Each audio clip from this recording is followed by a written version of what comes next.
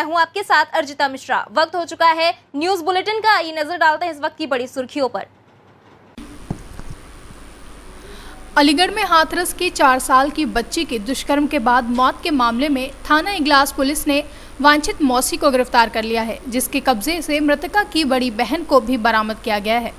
दरअसल बीते दिनों जिला हाथरस के सादाबाद थाना इलाका निवासी एक व्यक्ति ने इगलास पुलिस को तहरीर देकर मुकदमा दर्ज कराया था कि इगलास के गांव में उनकी महिला रिश्तेदार बच्चों की मौसी रहती हैं, जिसके पास शिकायतकर्ता की 4 और 14 वर्षीय 2 बेटियां रहती हैं, जिनके साथ मौसी द्वारा घर में बंद कर प्रताड़ना दी जाती है। इसी मामले में 14 सितंबर को 4 वर्षीय मासूम बच्ची के साथ उसके मौसेरे किशोर भाई ने रेप की घटना को अंजाम दे डाला, जिसकी गत दिनों दिल्ली में उपचार के दौरान मौत हो गई। वहीं इस घटना में जमकर हाथरस के अंदर हंगामा हुआ था। इसी बीच पता चला कि बच्चियों की मौसी 4 वर्षीय मासूम मृतका की 14 वर्षीय बड़ी बहन को लेकर फरार हो गई। हालांकि पुलिस ने आरोपी किशोर को पकड़कर पोस्को एक्ट और दुष्कर्म की धाराओं में जेल भेज दिया है। वहीं सीओ इगलास परशुराम ने बताया कि मौसी को मृतका की बड़ी बहन के समेत गिरफ्तार कर लिया गया है, जिसके विरुद्ध सुसंगत धाराओं में कार्रवाई की जा रही है। वहीं शिकायतकर्ता पिता को सूचित कर बुलाया गया है। सर, मौसी वगैरह को बरामद कर लिया गया है, क्या है पता?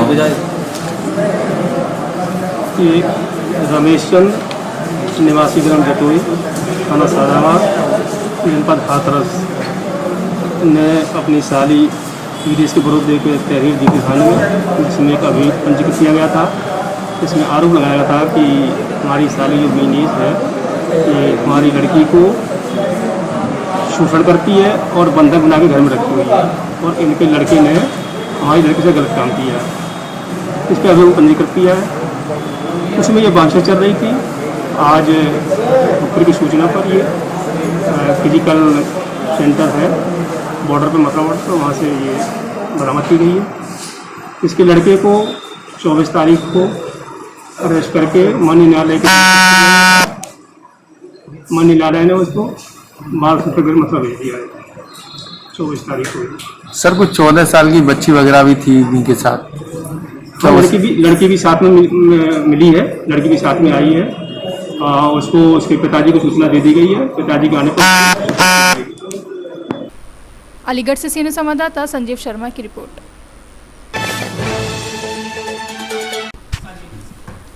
अलीगढ़ जिले में देर रात को घर से शौच के लिए निकली किशोरी गायब हो गई, जहां परिजनों ने थाने में तहरीर दी। तभी सूचना मिलने पर इलाका पुलिस समेत आला अधिकारी तलाश में जुट गए। बता दें, घर से करीब 500 मीटर दूरी पर बाजरे के खेत में आपत्तिजनक वस्तुएं और एक पानी का लोटा मिला है। वहीं मौके पर एसएसपी समेत फील्ड यूनिट जांच कर रही है। बता दें पूरा मामला थाना गंगीरी इलाके के एक गांव का है। तो जनपद अलीगढ़ में थाना गंगरी क्षेत्र में पुलिस को सुबह लगभग 10:30-11 बजे का सूचना मिला है। गंगरी थाना क्षेत्र का गांव है मुड़िया किड़ा, वहाँ से परिवार लोग आया था। हमारा बच्चे 15 साल की है, वो रात में बगल में सो रही थी, रात में चारपाई में। अचानक उठ के देखा था, उस समय 11 बजे उठ के उन लोग देखा लड़की नहीं मिली। बाद में उन लोग पूरा गांव वाला पूरा रात उन लोग अपने पूरा तलाश लिया, गांव का सभी आसपास खेती वाती में तलाश लिया है। और बाद में उन लोगों ने सुबह 10:30 बजे थाना का सूचना देने के बाद तुरंत हमारा थाना का टीम उनका परिवार लोग तहरीर दिया था। तुरंत पुलिस ने एफआईआर दर्ज कर लिया, 363 में मुकदमा दर्ज करा के तुरंत टीम वहाँ से रवाना करके आए के पूरा गांव में हम लोगों ने आसपास के कितने भी खेती वाती में तलाश लिया है। और यहाँ उनके घर से पीछे 500 मीटर पर एक खेती भी बाजरा का खेती में कुछ चीज़ मिली है। एक गमछा मिली है और आसपास वहाँ पे कुछ ऐसे मटेरियल्स मिली है। और उनके घर का एक लोटा है, वो बच्चे अपना शौच करने के लिए पानी लेके आए होगी, वो लोटा भी वहाँ मौके पर मिली है। उसका आधार पर हम लोग सब तलाश रहा है। और हमारा डॉग स्क्वाड भी जनपद से आई है और मौके पर हम स्वयं आ गया, आके पूरा हम टीम गठित कर लिया। 4 SHO मौके पर आ गए हम लोग, और साथ साथ क्राइम ब्रांच टीम भी आपको डाले मैंने। अब टीम गठित करके लड़की की तलाश रहा हम लोग। अभी डॉग स्क्वाड भी अभी तलाश रही है। अब जल्दी से जल्दी लड़की की बरामद करेंगे हम लोग, और बाकी आगे विधिक कार्रवाई करेगी पुलिस। फॉरेंसिक टीम भी आ चुकी है। हाँ, फील्ड यूनिट टीम भी आ गया, सब हम लोग एविडेंस कलेक्ट कर रहा है। और बच्चे वो रात अपने आप खुद निकली है, इसलिए घर वाला का भी पता नहीं है कैसे कहाँ से गई, क्योंकि वो जो लोटा ले आया पानी के साथ वो शौच करने के लिए घर के पीछे 500 मीटर खेती में मिल रहा है, इसलिए हम लोग से वेरीफाई कर रहा है, लड़की से तलाश रहा है। अभी तक लड़की यहाँ आसपास कितना भी खेती है, लगभग 1 किलोमीटर के आसपास सभी चारों तरफ हम लोगों ने ढूंढ लिया है। अभी खेतियों में कहीं लड़की कुछ मिली नहीं, फिर भी हम लोग सब तलाश रहे, जल्द से जल्द लड़की का रिकवरी करेंगे।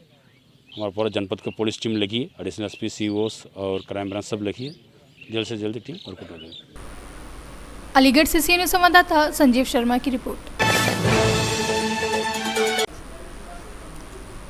अलीगढ़ में पशु चिकित्सालय के अधिकारियों की गाड़ियों द्वारा रात के अंधेरे में जय नाम के बीज की कालाबाजारी का मामला प्रकाश में आया है, जहां निजी दुकानों पर रात के अंधेरे में सरकारी गाड़ी द्वारा बीज उतारते हुए तस्वीरें कैमरे में कैद हुई। जहां मोदी योगी की सरकारें किसानों को हर तरह का बीज कम दामों में उन तक पहुंचाने के लिए नई नई योजनाओं के साथ लाख प्रयास कर रहे हैं, वहीं ऐसे भ्रष्ट अधिकारी सरकार की छवि को धूमिल करने से बाज नहीं आ रहे हैं, जिसके चलते विपक्ष को भी बोलने का मौका मिल जाता है। दरअसल पूरा मामला अलीगढ़ के खैर तहसील में स्थित टप्पल पशु चिकित्सालय का है, जहां पर सरकार की योजनाओं के तहत जय नाम का बीज किसानों को सरकारी मूल्य पर वितरित करने के लिए प्रोवाइड किया जाता है।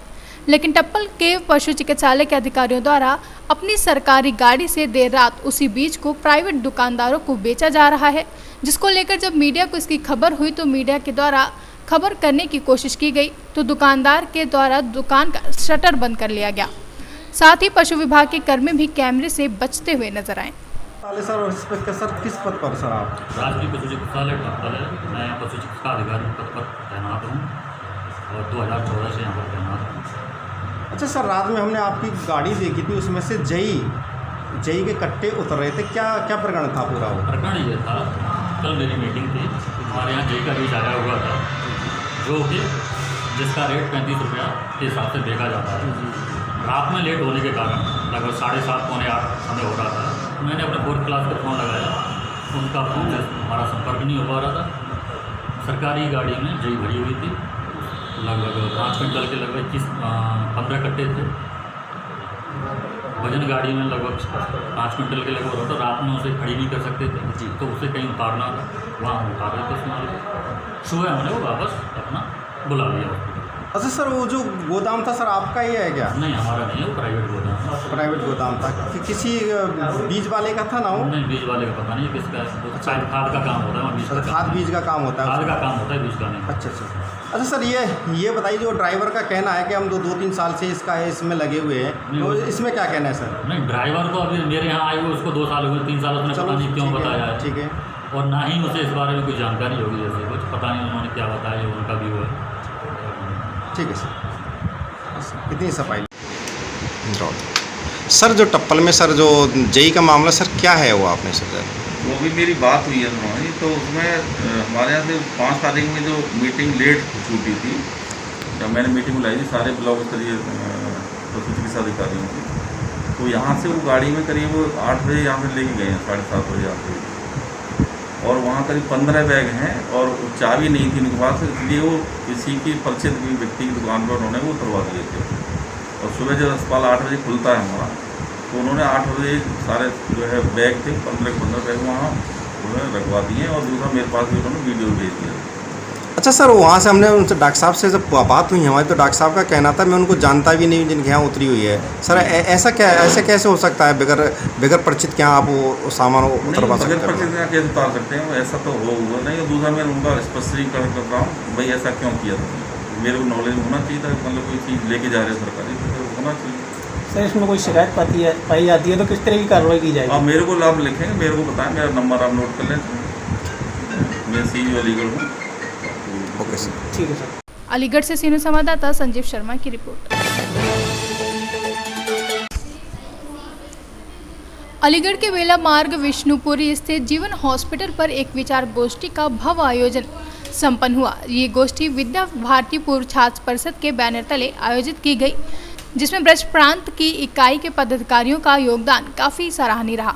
बता दें, विद्या भारती पूर्व छात्र परिषद के बैनर तले आयोजित की गई विचार गोष्ठी में नवीन राष्ट्रीय शिक्षा नीति के विषय पर प्रबुद्ध लोगों ने चर्चा की। साथ ही यहां शिक्षा के क्षेत्र से जुड़ी विसंगतियों पर भी प्रकाश डाला गया। बता दें, इस दौरान विचार गोष्ठी को संबोधित करते हुए डॉक्टर राजीव अग्रवाल ने कहा कि जब हम अपने महापुरुषों का इतिहास नहीं जानेंगे तब तक किताबी ज्ञान अधूरा है। वहीं डॉक्टर राजीव अग्रवाल ने कहा कि हमारे इतिहास को खुर्द बुर्द किया गया है, लेकिन इसमें कोई अतिशयोक्ति नहीं कि हमारा ज्ञान विज्ञान सदियों से बेजोड़ रहा है और नालंदा जैसे विश्वविद्यालय इसके उदाहरण देते हैं।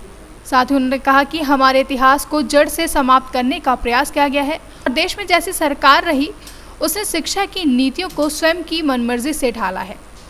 और नवीन शिक्षा नीति में सबसे बड़ी बात यह है कि मातृभाषा में विद्यार्थी को शिक्षा मिलेगी। यहाँ आज विद्यार्थियों को बचपन से ही अंग्रेजी माध्यम से शिक्षा प्रदान की जाती थी और एक बोझा उनके सर पर रहता था। वो बोझा हटाने का काम इस नई शिक्षा नीति के माध्यम से होगा। साथ ही एक बेरोजगारों की फौज विगत शिक्षा प्रणाली में मिल रही थी, उसको भी दूर करने का काम ये शिक्षा नीति करेगी, क्योंकि व्यावसायिक शिक्षा पर जोर इस शिक्षा नीति में दिया गया है। तीसरी अच्छी बात यह है कि अभी तक कोई विद्यार्थी जिसमें पढ़ाई छोड़ देता था तो उसको कोई भी सर्टिफिकेट उसका नहीं मिलता था। तो वो जितना पढ़ाई करता जाएगा उतना सर्टिफिकेट उसको मिलता चला जाएगा और आगे भी वो पढ़ाई कंटिन्यू करेगा तो वो सुविधा प्रदान की गई है। उसे बदलने की भी बात सुविधा इसमें की गई है। रिसर्च पर भी जो शिक्षा नीति में दिया गया है, मैं ये कह सकता हूँ कि शिक्षा प्रणाली किसी देश की रीढ़ होती है और जब तक हम जड़ों से नहीं जुड़ते हैं तब तक देश का विकास नहीं होता है। तो ये शिक्षा प्रणाली में हम अपने भारतीय प्राचीन इतिहास को और संस्कृति को पढ़ेंगे, सुनेंगे, नहीं करेंगे और उसके अनुरूप हम इस देश को आगे ले जा सकेंगे।